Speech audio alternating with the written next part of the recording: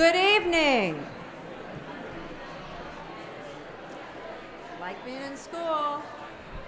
Good evening. Good evening. It's my distinct pleasure to welcome all of you to the 6th forum hosted by the Conference Board of the Mathematical Sciences. My name is Diane Briars. I have the honor of serving as CBMS chair, and also the honor and pleasure of welcoming you to this wonderful 2.5 days. Over the next 2.5 days, you'll have an opportunity to work closely with teams in your state to think about systemic issues and systemic improvement.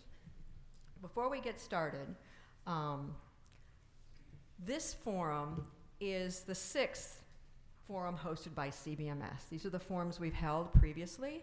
And you'll note this forum in particular is an extension of the one we did in 2014, where we started looking at, collectively, the CBMS societies, looking at the transitions to college and how to promote success in the first 2 years of college. Our goal for this forum is somewhat different than others. In the past, we've held 2.5-day events where we came together to talk about important issues and learn together. This forum is doing that, but even more. Our goal specifically is to help your state leadership teams draw on the expertise from the CBMS societies and from the Dana Center to form task forces working to coordinate efforts across grades 11 through 14 that will lead states to create policies and practices for mathematics instruction. And when I say mathematics instruction, it's broadly defined, right? Curriculum assessment, everything that goes into our mathematics programs that would contribute to successful completion without reducing quality. How do we help support each and every student in being mathematically prepared for their futures? We're very, very happy that working with us in partnership on this forum is the Charles A. Dana Center at the University of Texas, Austin, and Achieve. So together we're collaborating on this. You'll also know that this is a kickoff event for significant work. And what we'll be doing is supporting you, working towards this goal over the next 18 months, and then reconvening in another forum in fall of 2020. So this is a new venture where we're really saying we want something to happen, not just come together and learn, but we want outcomes and systemic outcomes, and to be able to collaborate and learn from each other as we travel this important strategic and systemic improvement initiative. I mentioned our partners. We also want to thank our sponsors, without whom this would not be possible. The Carnegie Corporation of New York, the National Science Foundation, the Teagle Foundation, Pearson, and Texas Instruments. So thanks to them for their support. We should give them a round of applause for helping us. We really appreciate it.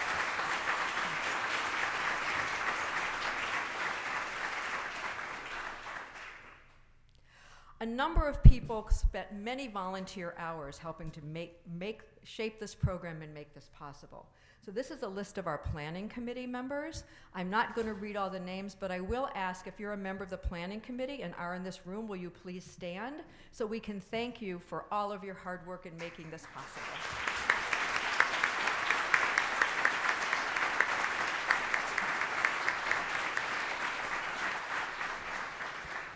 Special thanks goes to David Brassoud, CBMS Director, Kelly Chapman, CBMS Administrative Coordinator, and Katie Arrington of the Dana Center for the nuts and bolts and all of the work they in particular did in making this happen. So please, special thank you to them. We wouldn't be here without them.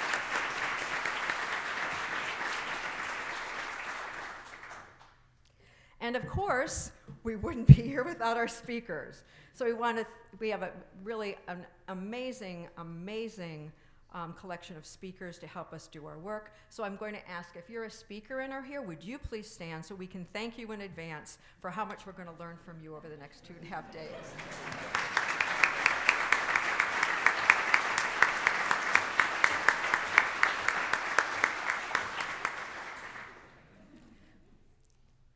To kick us off, I am just absolutely delighted to introduce our keynote speaker, Philip Uri Treisman.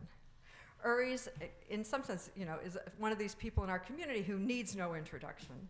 His bio is in your handout.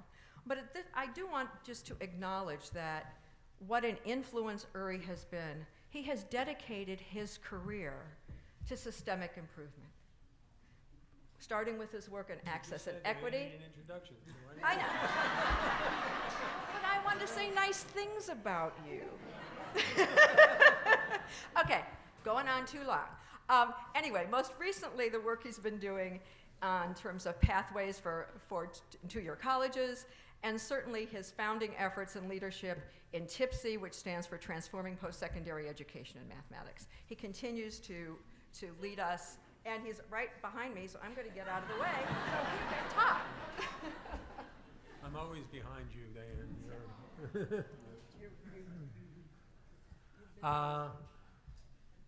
Hey, hi, I know most of you.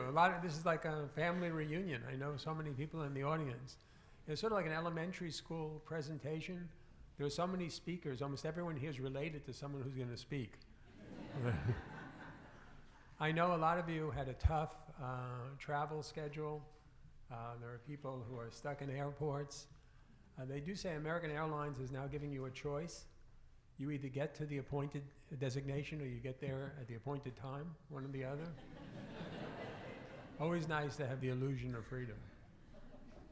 So my job is to provide some historical perspective on the issues that we're talking about and to surface some things that will be obvious to many of you, depending on where you are in your state's education enterprise, but may be invisible to others. So first, we're dealing with the transition from K-12 to higher ed. How do we ensure that our students can make a smooth, effective, efficient transition from K-12 to higher ed? Now, some of you should be asking, aren't you guys late to the party?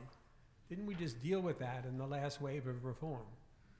There are still about 20 states, according to the Education Commission of the States, that have clear placement scores, either state or system placement scores that define what it means to be college ready. And aren't some of the people who helped define those in this very room? So why are we meeting around this? Well, those of you close to the ground hear the rumblings. If you have your Richter scales out, you can see earthquakes, small building earthquakes on both sides of the divide. More on the higher ed side than the K-12, but substantial rumblings that I think get at the heart of efficiency and get at student success. Thank you. So let's just talk about this for a minute. On the K-12 side, so what do we see? There are some obvious things. The Algebra 2 debates. Almost every state that has Algebra 2 as a requirement, people are asking hard questions about whether the Algebra 2 course, at least as characterized in the debate, as consisting of sheets of decontextualized factoring problems. Put aside that it's not actually what modern Algebra 2 books look like, but people are asking hard questions. Should that content really be part of everybody's high school graduation requirement? Second, we're seeing new kinds of pathway language with associated policies come to K-12. In Texas, the endorsements, various pathways, some of which seem to lead to nowhere, bridges to nowhere. Maryland, very aggressive, interesting, the Kirwan Commission. On track indicators at the end of grade 10 for college and career readiness. Ohio was always ahead of the curve on this. They remediation free. The idea that students should finish and really be free from remediation is a guarantee. And in almost every state, we're seeing this language form. We're also seeing a kind of malaise that comes from the fact that many of us believed that the last standards reforms, the Common Core, would lead to gains in NAEP. And all of us are looking at the fact that we're not seeing the gains we hoped were there. And we're also seeing the policy tools that gave the standards their teeth dissipating. So there's a general feeling, you can really see it in the reform communities, the TFA alumni meetings I go to, where people are asking, we put all this energy into this movement, and we're not seeing gains, and we're not seeing closing of equity gaps. and it's creating dangerous periods of disillusionment and withdrawal from educational enterprises.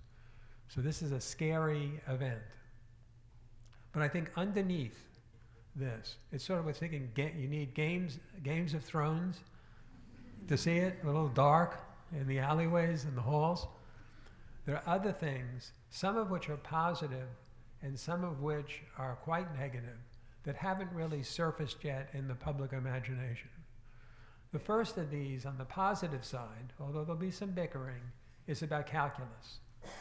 So there are about 1 million students a year between the ages of 16 and 20 who start take calculus for the first time. What very few people realize, unless they hang out with David Brissou, is that 3/4 of those students are starting calculus in high school now. And that in institutions like the one I teach in, UT Austin, I had 120 freshman calculus students. Only 11 of them did not have a 3 or better on the AP exam, and I had 12 students with 5s on the BC. So many students now repeat calculus as a normative expectation, and almost all of them have already taken it once in high school. That is a big change. What you already understand is that's not a representative group of American children, right? You can see the effects of income inequality. All the economic data, NBER data, BLS data, shows that advantaged families are increasingly anxious about whether their children will have the same standard of living that they do. And where in years past they would have ornamentation, silver spoon in their mouth, now they're investing heavily in giving their kid every possible advantage they can educationally. And it's not just a US phenomenon. 3 years ago, Shanghai, average family spent $6,540 on supplemental, American dollars equivalent, in supplemental instruction for their kids, cram schools, right? That's more than the average Chinese wage, right? So people, the elites, are concerned, and income inequality is really reflected in these distributions we're seeing. So this is a major issue from an efficiency standpoint.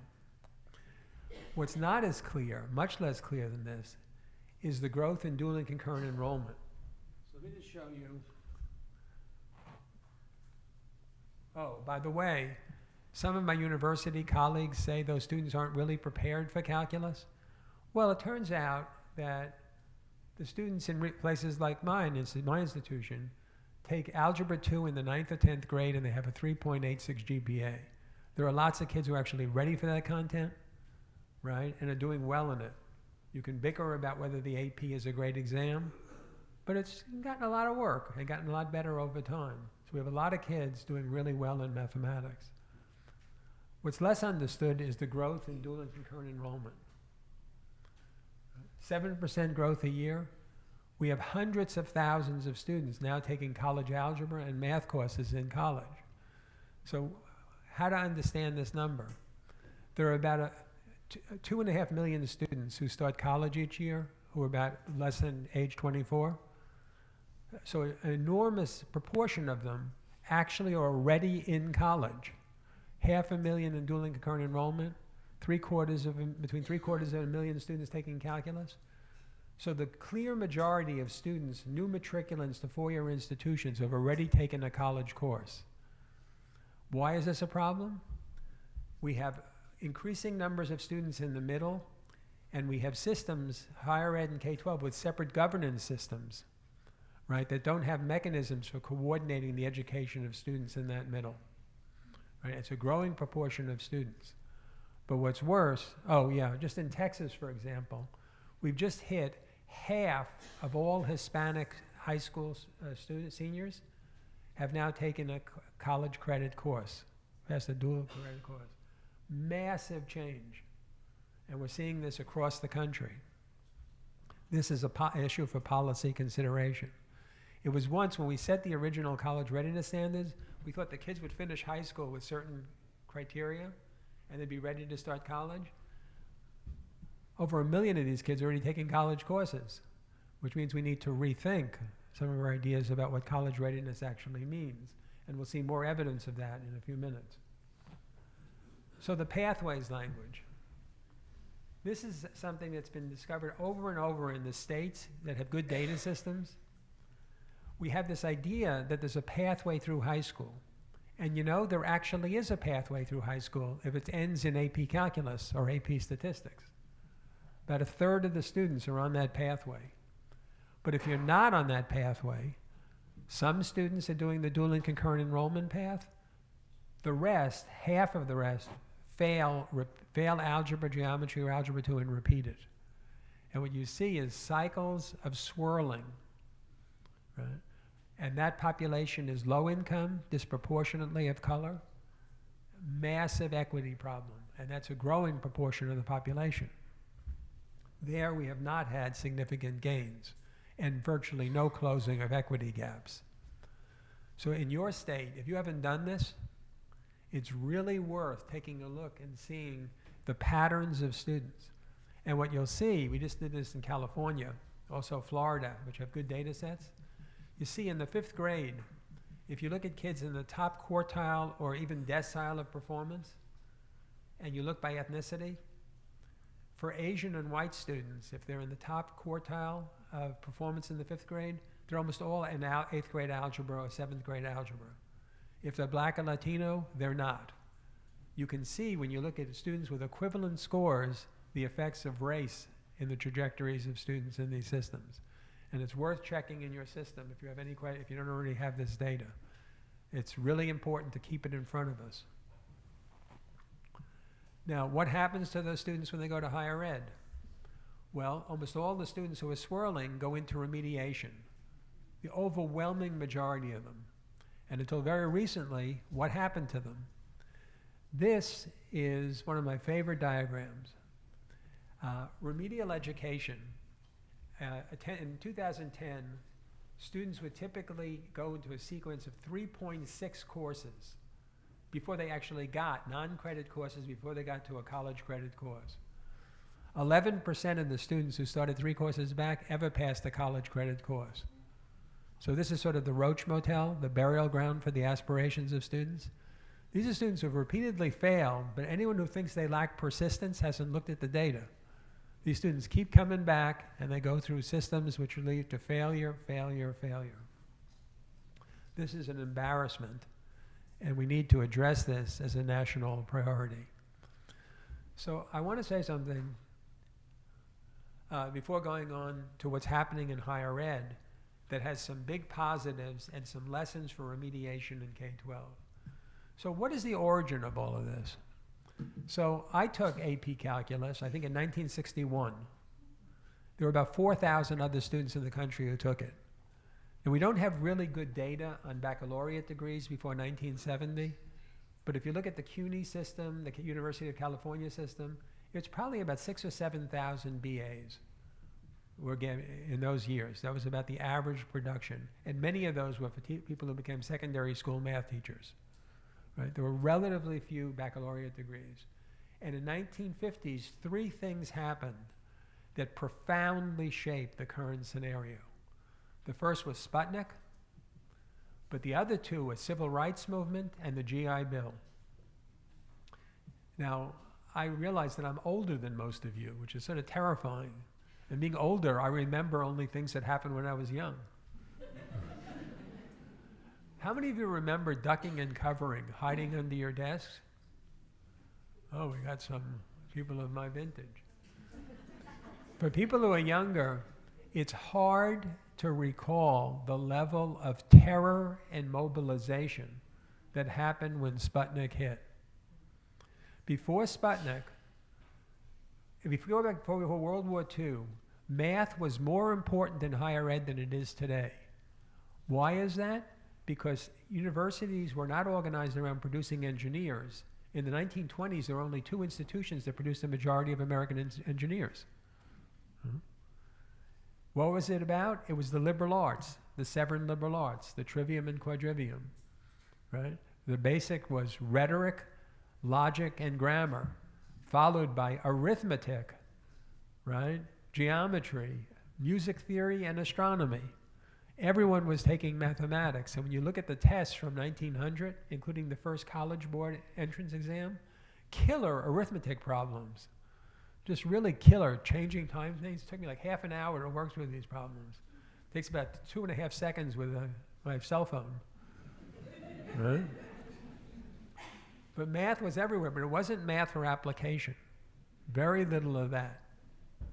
After World War II, there was a little bit of a bump, right? We wanted to become the technological leader, but it had surprisingly small consequences for American math majors and the nature of the math in higher ed. When Sputnik hit, all of a sudden there was a massive national mobilization. So we went from 6,000 majors. In 1964, when I graduated high school, 5% of all high school seniors were thinking of being a math major. 6% of all students were thinking of majoring in physics. I think today it's 6 students who are thinking of majoring in physics. For those mathematicians of my vintage, when I started, I took some time out and got bitten by a pit viper. I had some encounters with various unfortunate things. When I got better, healed, and back to graduate school in 1970, I TA'd for Edwin Spanier, algebraic topology, and taught my TA section to 120 students in a lecture hall on Sayre, cohomology and Sayre spectral sequence theorems. 120 students, the size of my calculus classes now. We went from 7,000 to 27,000 baccalaureate degrees when I graduated from UCLA in 1970. 27,000, we've never hit that number again, I think. In 1980, there were 11,000 BAs. So in a very short order, what happened in the United States was panic, massive NSF and federal support ramping up a research enterprise. The faculty were in the spotlight. Math was in the spotlight. Why calculus? Because of the physicists. Physics used to be introductory physics 5 semesters. MIT and Berkeley changed it to 3 semesters, and for the first time, made it a calculus-based physics course. And that drove massive enrollment in mathematics, and calculus became the key. So you could just ratchet it up, and then ratchet it right down, but the policy and the compression never went down. Right? It's very hard to slowly ratchet down catastrophic change. So that's the origin of the calculus stuff. And so building it became the core course. What about the other students? Well, the GI Bill, right, and civil rights brought all kinds of newcomers, unfortunately, to American higher education. And the faculty was focused on producing superstars, competing with the Russians. So the administration, for the first time in history, took responsibility for building remedial programs and serving the African American and Latino students, mostly African American in those days. They called them disadvantaged. It's sort of horrifying when you look back. The disadvantaged students. And it was also the GIs. They were older, they needed remediation, and the administration built exactly the system you'd imagine administrators would build.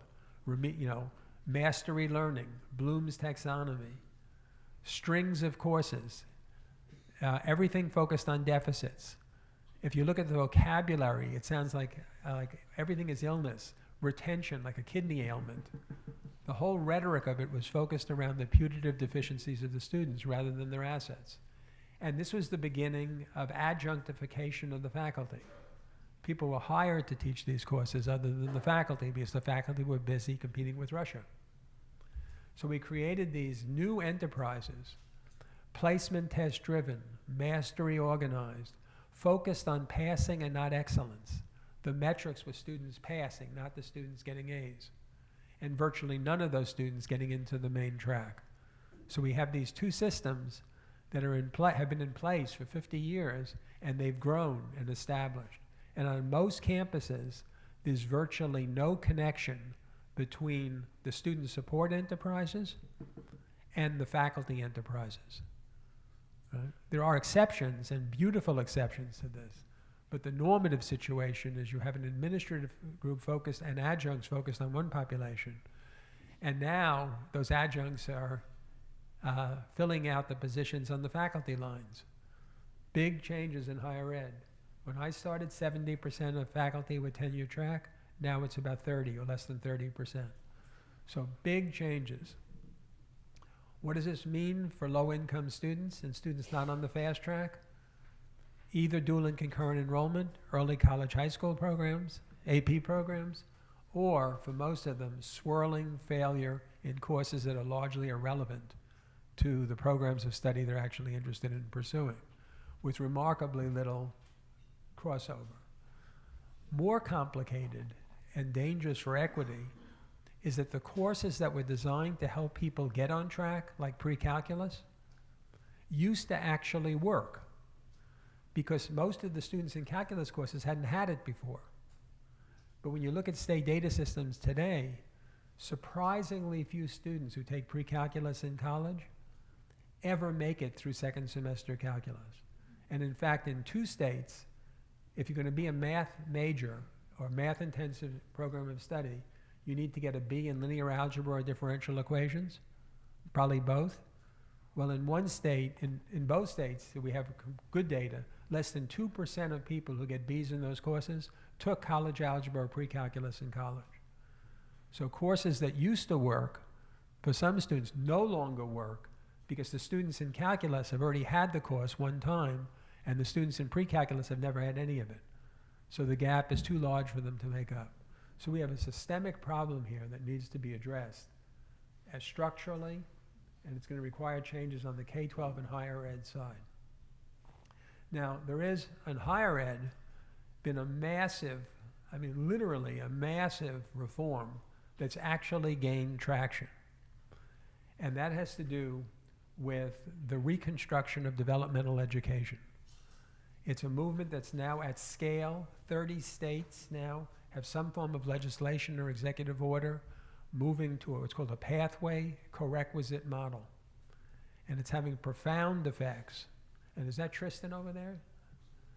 There is one of the great figures in this movement who's been able, as a provost and senior academic officer, to bring this at scale in 2 states. And I'll show you a little bit of his data. So what's happened here? They say what used to be nice is now necessary.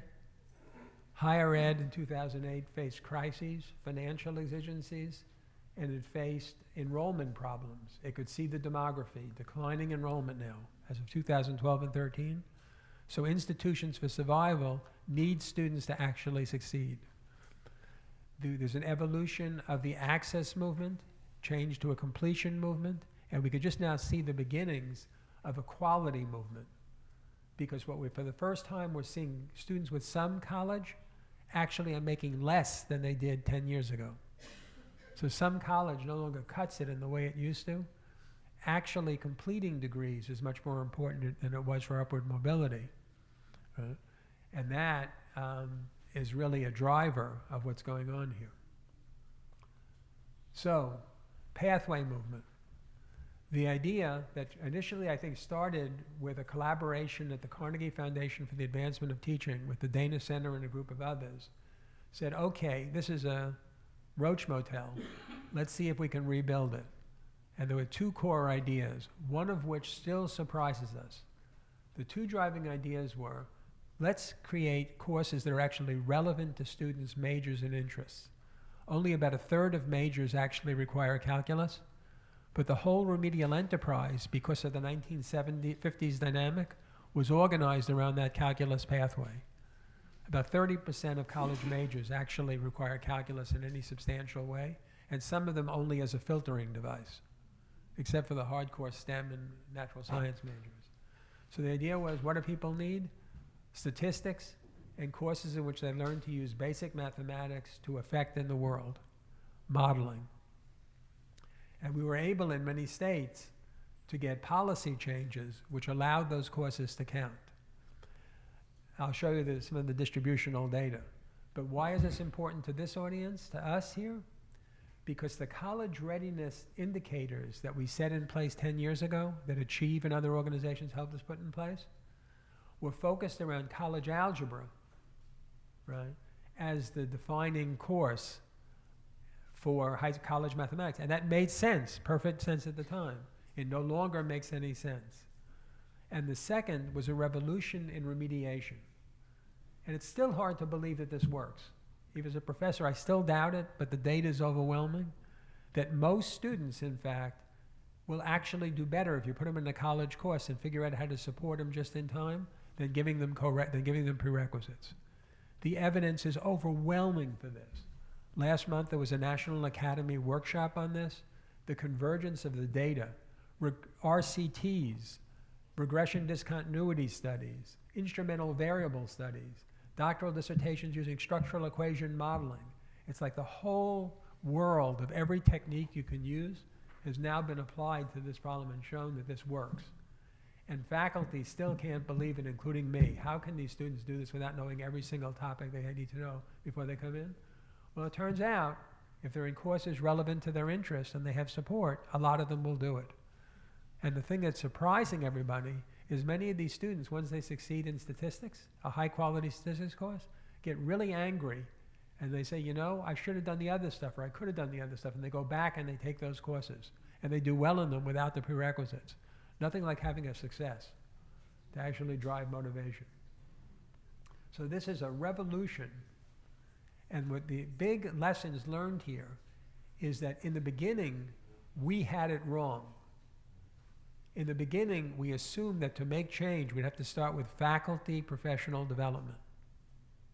And we'd have to get the faculty on our side. And there were a lot of faculty who wanted to change, but they weren't going to change their classroom practice. So structural change came about first, and that created the space for pedagogical change. Big lesson. The other big lesson of this remediation, you'll see the results in a minute, is that anything that's deficit-based, trying to build students up to where they're ready, never works. It's a hard lesson. But if you look at high school, AVID, Jaime Escalante, all these efforts that I was involved in when I was young, working with Escalante, the first chair of the AVID board, these were high school teachers who knew that if you wanted kids to pass AP exams, you had to put them in AP classes and figure out what they needed to know and do it just in time. You can see this movement coming to higher ed and working big time. So the idea is organizing it around pathways, relevant, making sure that these courses are rigorous. The easiest way to improve graduation is lower standards. If you do that, you've betrayed your profession. 30 states. So here's the lessons. In the first wave, most of the efforts were faculty-driven volunteers. And what we got was a jump from 15 to 20% success rates for the old stuff to 50% success rates. But we had a lot of trouble getting past that. A, we had trouble scaling, and B, we could only get to 50% success rates. Then my friend Tristan in Tennessee took these ideas, added a few good ones to the set of ideas, right, and went to scale. He moved to Georgia. This is the Georgia data. Georgia, like Tennessee, is an ACT state. So you can see, I think almost all the students take the ACT, very high proportion. So it's not like a selection artifact. And what you see is that students who used to have 14 ACTs, which means they have trouble with basic operations, used to be dead in the water. Almost like a 10 times growth here, getting up to 60% of the students. Many smaller systems are now getting 70% success rates. Why is that the highest you can get? Because course grades in higher ed are normative. When you change institutional entrance requirements, the grade distributions don't change in higher ed. Faculty give about a third, 2/3 of the students passing grades. That's something else we have to change, but that's what you see here. The performance of those students is the typical performance of successful students in any regular college course. Basically, in 10 different places now, different governance systems, we're seeing these results. What does this mean for your placement scores that we worked so hard at, the College Board ACT instruments? It means they're irrelevant because they were designed for college algebra when more and more students are taking statistics and modeling. And they were taking these courses that were designed for courses with no support. These courses have integrated supports built into them, co-requisite support. So those measures, if they were ever valid, the validity was always pretty weak, are totally invalid now. So they need to be re-examined. And what we've learned in both in California and Florida, where we got rid of placement tests, major risk. Every faculty member I know was sure it was disaster. I thought it was a disaster and too radical. I was wrong. Florida and California, getting rid of the placement test, dramatically increased the number of people taking college-level courses and no change in pass rates. They're basically performing as well as you do in a regular college course, hitting the limit of what faculty will actually give as a passing grade. This is a critical lesson. And for K-12, I think the real lesson is that we need to look at that 11th grade or 10th grade dividing point. We need to rethink the whole structures of remediation in K-12, which are largely based on supplementation and deficit-based thinking, and figure out what we learn from the best examples. How do we keep kids on track, on time? That's the idea here. Start them in the first semester in math, keep them on track, on time. Chicago Public Schools tried this, big effect. That's the lesson for this. But our task is to actually think about these patterns and their implications for each other. How do we, given these changes in remedial education and calculus, redesign our high school pathways so that everyone leads to something that's relevant? How do we build the capacity to actually offer these courses in high school? That's going to require new forms of collaboration between higher ed, maybe the private sector, maybe the nonprofit sector, and our K-12 schools.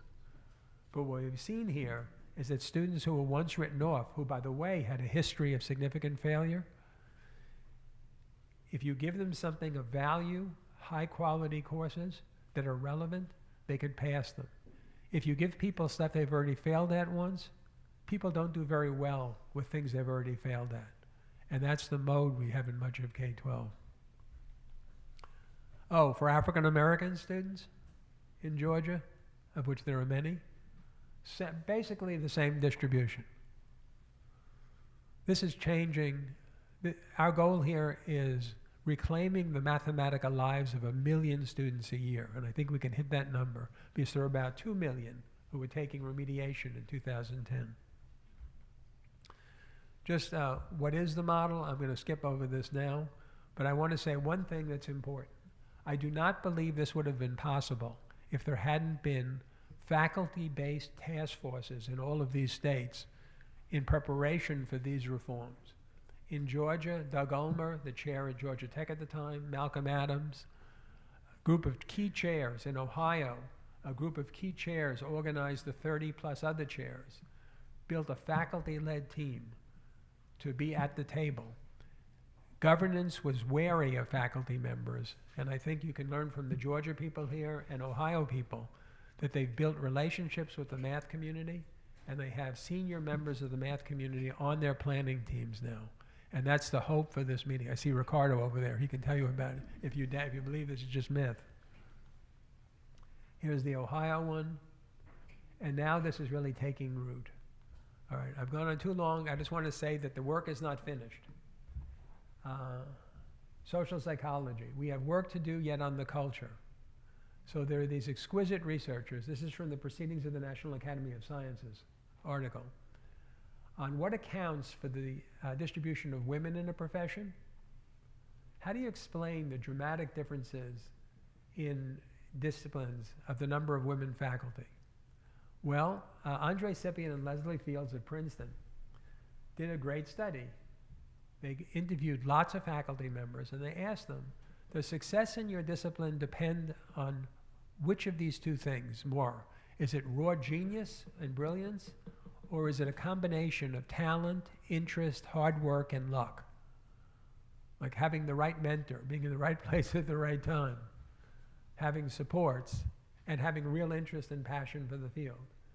And it turns out that to the right on the x-axis, it's raw brilliance.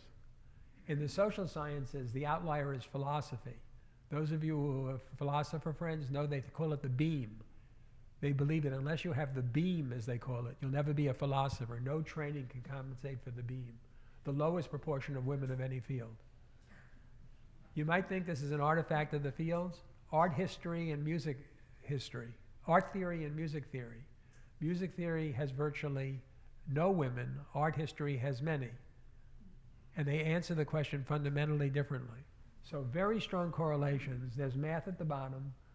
We care a lot about this, so we do better than the line, the regression line. But we have a way to go.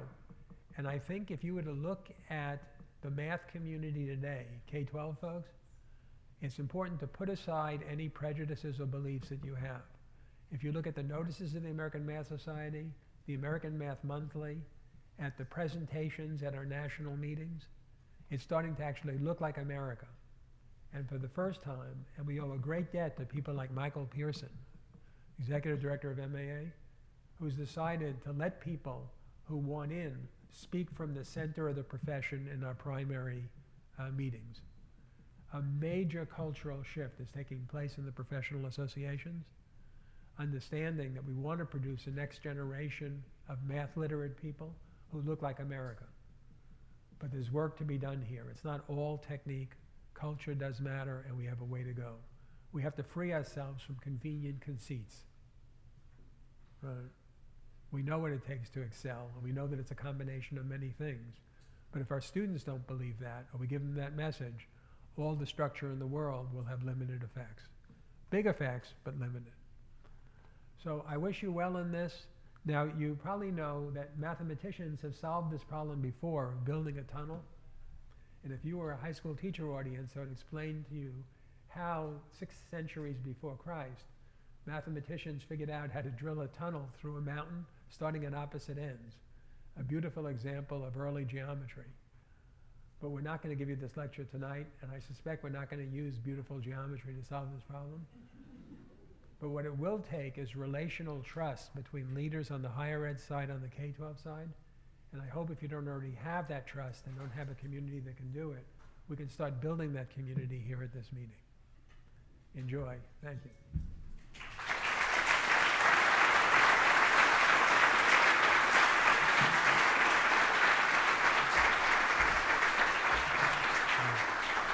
So Diane says it's question time, but all of you know I'm a classroom teacher, and I know that asking for questions is a dumb idea. So what I do is, in my classroom, I ask you to take 2 or 3 minutes and at your table formulate the single question you think is most important for me to answer. 3 minutes. All you high school teachers out there will know this technique. Elementary school.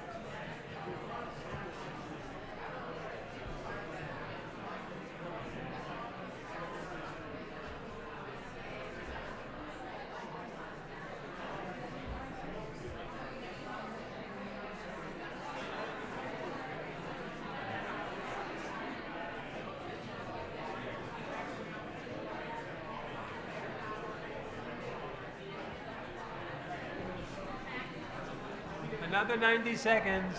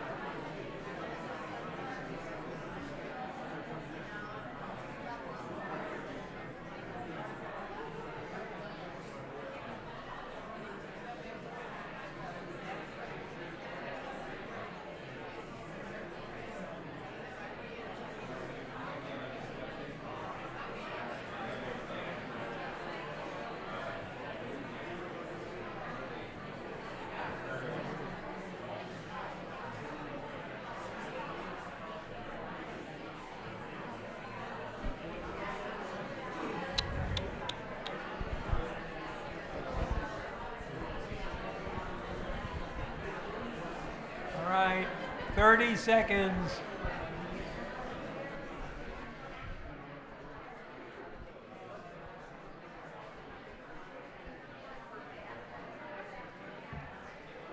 You know I'm just going to call on tables.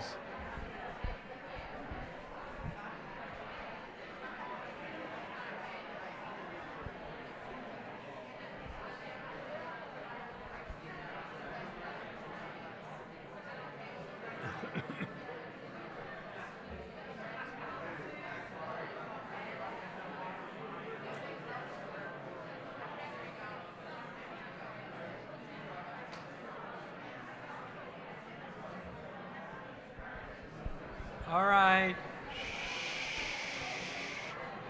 Focus in.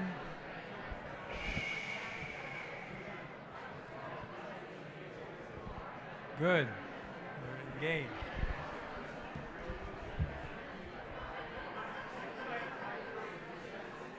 All right. Focus in.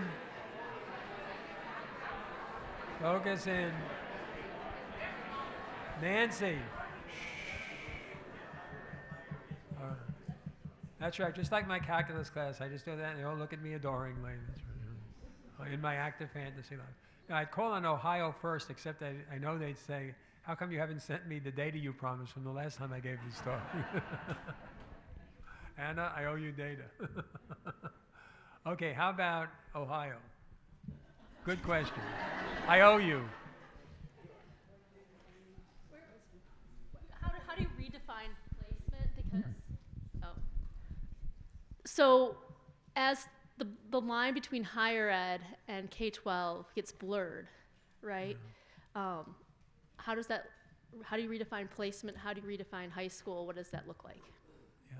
So this is a very difficult problem, right? Because higher ed is shifting. The distribution of what students take and what's in those courses is changing pretty quickly.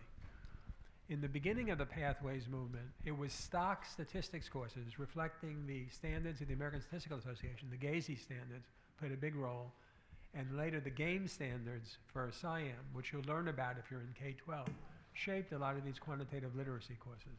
National Numeracy Network had a big effect on these courses. But what we're seeing is in the places that are in the front in this, these courses are adapting to the actual majors that students are in. So like institutions that have lots of nurses have been starting to adjust and adapt these courses. So it's a changing landscape. But big lessons are this, and this is a lesson both from Florida, Toby Park's work, and John Hett's work in California, that using for 18 to 20, 22-year-olds, using high school GPA is an important, first of all, it works as well as placement tests, but it sends an important message that high school grades matter. The question is, how do you build the relational trust between the higher ed faculty and the K-12 faculty or systems to make this work? Places that have invested in that are getting a lot of positive results, and the national trend is moving toward multiple measures, which in practice really means using high school GPA. And some studies suggest that if you have class rank, that's even a better measure than high school GPA. They're both really good because high school GPA tells you what kids can really do, not a one-shot deal. And kids who are at the top in class rank tend to try to get there again. So those are particularly good measures. But let's construct measures that are shared measures of K-12 and higher ed. And that's going to be the design problem, where there's shared responsibility. So just one key point. Higher ed loved Achieve because Achieve helped construct a definition of college readiness that put no responsibility on colleges. And if you were paying attention in that period, the most creative act in lots of university administrations was blocking the upward flow of accountability. That's what scared the living daylights out of them. Right? The environment is quite different now. And I think we're in a situation where there's reduced certain kinds of accountability pressure, and we might actually be able to think through what it means to be jointly responsible for the students we share in common, which is an increasing portion of the student population. That's going to be the art. This is not an easy problem, especially when it has in statute and when it has legal consequences. but we'd have to work on this. Okay, how about that? How about a table back there? Any table within 2 from the wall. See, I tell my students the first day, I thank them for sitting in the back, because at my age, they're the only ones I could see. Yes. How do you get the shift in mind change from a detriment approach to something that's more productive? Yeah. Well, it's very hard, because this idea that we have of you have to have all the prerequisites is so ingrained. As I say, honestly, I am really conflicted. There's a part of me that doesn't trust it. And now I see all over the place, Cal State, the chairman at Cal State Sacramento, he was really aggressively against this. And then he just came out and says, I couldn't believe it. This idea that I can't believe it is said so often at these national meetings. So we have to show people first that it works. And I think at JMM next year, many of these department chair teams are coming. And we're trying to organize them to meet with chairs who've actually done this. This is not trivial work. It's not like a magic potion. It's hard work. But I do know that if you take a deficit-based approach, there are no examples of that working. That doesn't mean you ignore deficiencies or lack of opportunity to learn. But if you can't find students' assets and what they care about, their purpose, you're not going to succeed. Okay, how about Maryland, folks?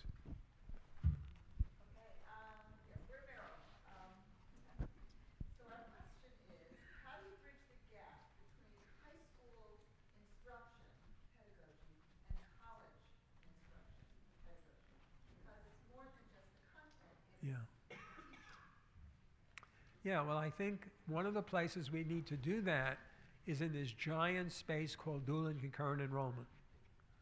We're already teaching 500,000 kids, 500,000 kids are in that space. And virtually all the policymakers I know, my friends who are SHIOs, are worried about the quality in that space for good reason. With AP, you may argue about the measure, but there's a quality indicator there, and there's some objectivity to it. I think it's gotten better. With dual and concurrent enrollment, we have real quality concerns. That's a good place to work on this problem. Where do we share? How do we cooperate when we have the same students? That's the question, and that's the new phenomena. We're serving the same students, 500,000 of them.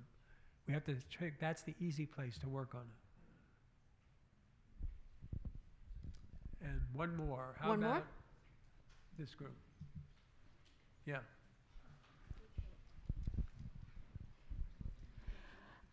How do you work on repairing relational trust, especially when that's starting from a poor place?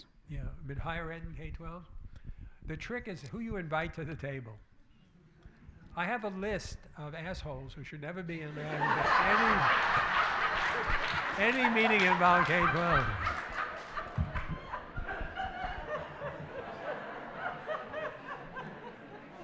And I'm happy to post that list. Right. Look, seriously, that was serious. I do have a list. But this is where the profession, a serious answer to this is where the profession has come a long way. In the last round of reform, we had the math wars. Any policymaker is going to run from that. No policymaker wants to deal with this math war crap. What made that possible is our professional associations didn't have a vehicle for negotiating these views, for finding where we have consensus and where we have differences and clarifying them. So individuals, whether they're conservative or progressive views, went out speaking as if they represented all of us. That was a failure of the professional associations. That is not the case today. Today, if you look at Common Vision, the professional societies have structures in place for seeking consensus and acting on it. TIPSY, we have volunteer groups of, I think, the senior, people generally considered to be some of the senior most people in the research world. Philip Griffiths chairs it, Institute for Advanced Study at Princeton. Mark Green, IPAM, Eric Friedlander, right? Past president of AMS, Karen Sachs, who represents us in government, in Congress. Senior people in the profession have formed organizations to create spaces that force deliberation. This time, if people try to pull this thing where they come up and testify, it's going to be very hard for them to have any authority behind that. So we have made real progress on this. But our profession needs to make sure that there's a public space where we can seek consensus and clarify differences. Because this work is not going to require, this is where you need coherence without uniformity. We've learned that this work has to be state-based, but we also have a need for coherence. The art of this is this coherence without uniformity and how we enact that, how we learn from each other while understand the constraints that we have because of the cultures and histories of our own states. All right, so we'll get to work tomorrow. Enjoy. You're going to get an introduction to what's going on in the math community. And of the K-12 people, I think you will be surprised by, a little story that's, so I was for many years the president of COMAP, the Consortium for Math and Its Applications, for its board. And we ran an international math modeling contest that every year we worried would not get enough participants, 50 participants. This year there were 26,000 participants in the international modeling competition. About 45% of the participants were women, were girls. 25,000 of those teams were from China.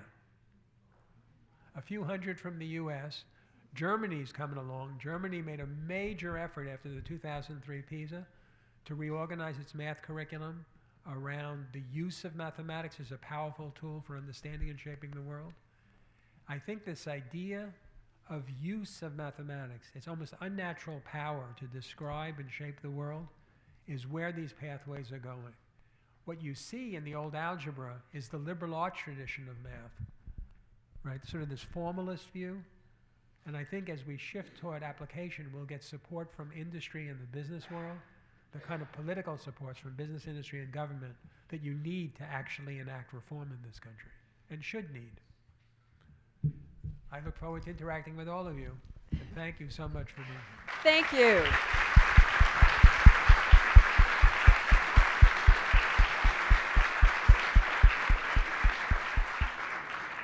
Thank you, Uri, for getting us off to such a great start. We now invite all of you to join us for a reception. There are posters from several of the CBMS organization societies letting you know what their work is, so please take a look at the posters while you're out enjoying. And there are drink tickets. There is a drink ticket for each of you that's available as you leave this room and go out, so make sure you go out and take a ticket on your way out. Enjoy, and we'll see you back here tomorrow morning. Bye.